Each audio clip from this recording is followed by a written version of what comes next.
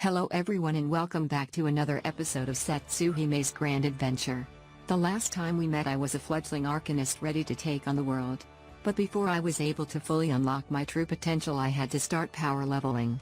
But now was not the time for that. I first decided to carry on with my mission and head to Ulda. Once I spoke to the leader there I would gain the ability to finally run some dungeons.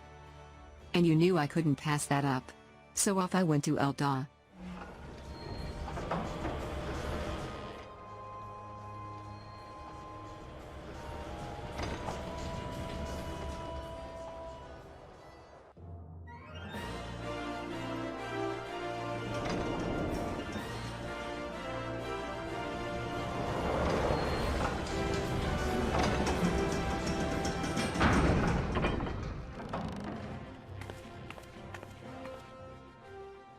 And immediately headed to where Raban was.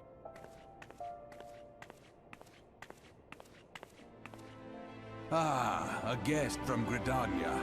I thought I smelled leaf mold. I won't hold it against you. If you're half the warrior Kane says, 'tis a wonder you don't reek of dead Ixal. Welcome to the Sultanate of Ul'dah. I am Raban al-Din, General of the Immortal Flames. But you did not come all this way to trade formalities.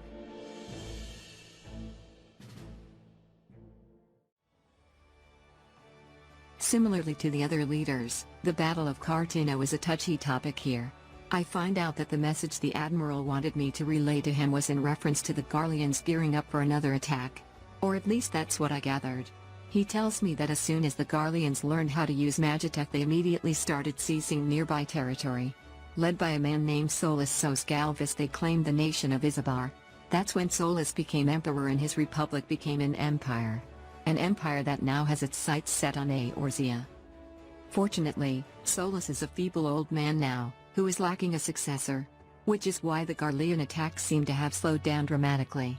Even with that being the case, Commander Gaius van Baelzar is a fearsome man who has a foothold in Eorzea. If he were to strike now, Raban feels that Eorzea in its weakened state due to the calamity could very well fall.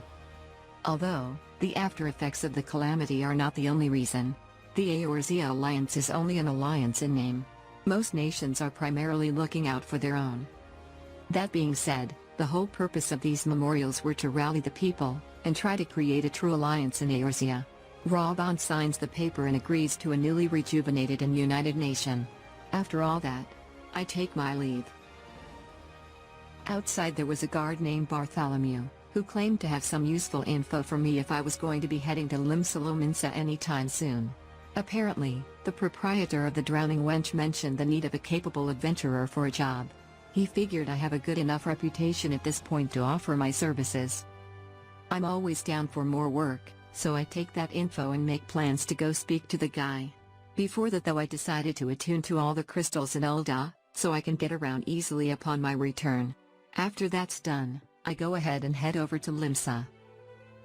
I get to the Drowning Wench and speak to Badrin, and he gives me the lowdown on the job in question. He warns me that this isn't a normal job, and things could get very dangerous before disclosing the details. Naturally, I'm not worried in the slightest about the danger. Just point me in the right direction and I will kill whatever is unfortunate enough to be in my way.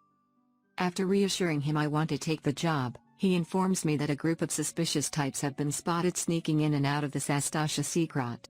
And he needs a trustworthy adventurer to go find out what they are up to. He says due to a recent attack by the Fishbacks, people are on edge. Which explains the seemingly mundane nature of the request. During our talk another man named Rainer shows up to shine more light on the current situation. He states that recently a strange vessel has been spotted off the coast of Aliport. He says one of his squads made the report a few weeks back and decided to investigate it themselves, but came up short. He believes a fresh pair of eyes might be in order, in light of new developments.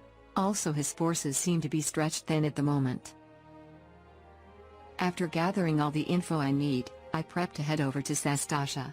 One thing I will say is that the soldiers here seem to be at least a little more competent than those Gridanian assholes. I head down to the dock by the local fishing guild and take a ferry over to Aliport, and from Aliport I head straight over to Sastasha. My very first dungeon. I switch back over to my conjurer and queue up for my first dungeon with other adventurers.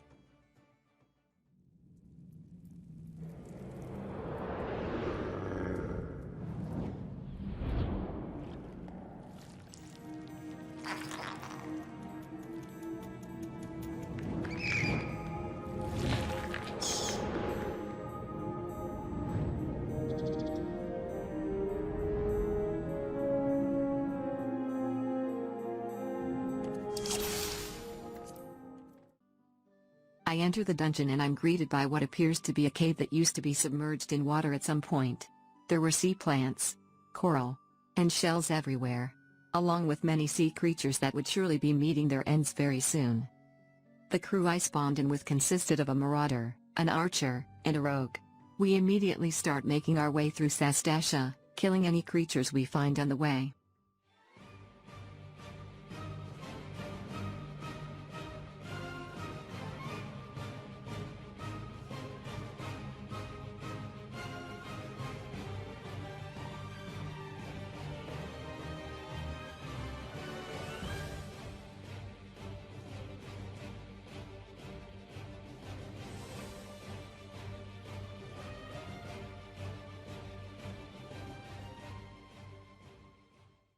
After a while, we encounter our first boss in the dungeon. Unsurprisingly, it's a coral called Chopper.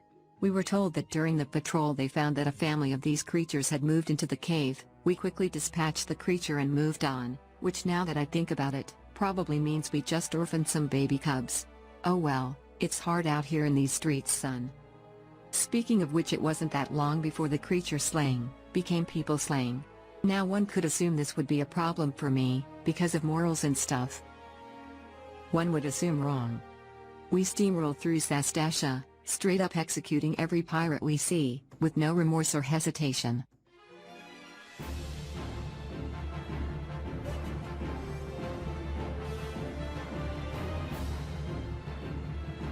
Covered in blood and booze, we finally make it to the final boss, some giant fish-like creature that murders a dude as soon as we arrive.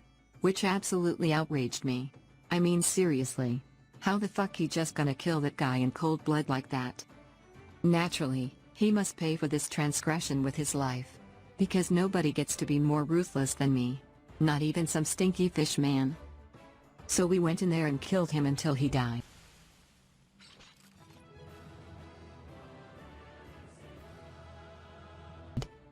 I returned back to Badran to find a small group of adventurers who showed up to inquire about the Satsuhime job. They were obviously too late though.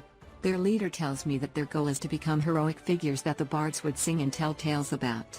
He claims to want to pave the way for fledgling adventurers in the future. He asks me if I also have such goals, and tells me that if I do, I should think of those goals as weapons and armor for the soul, then wished me luck on my future endeavors. Pretty cool guy if you ask me. I can easily see why his companions look up to him. After they leave, I go ahead and fill Badran in on what took place in Satsuhime.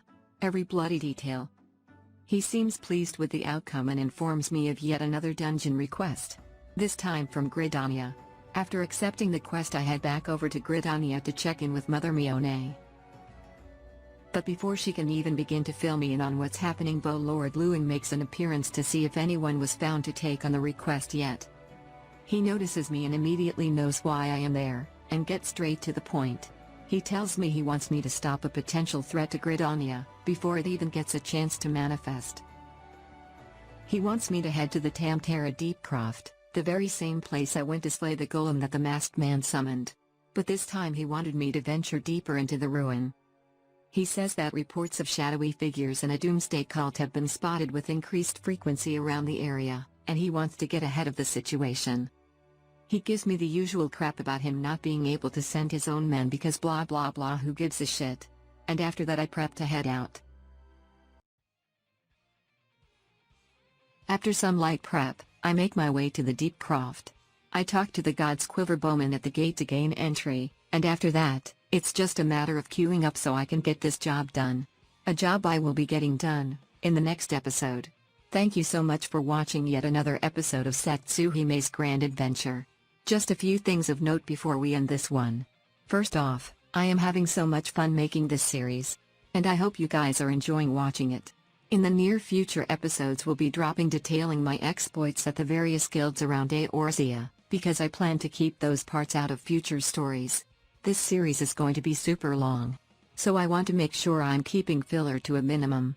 Next, expect to see more cutscenes in future episodes. This game can be very cutscene heavy and some of them can be very long.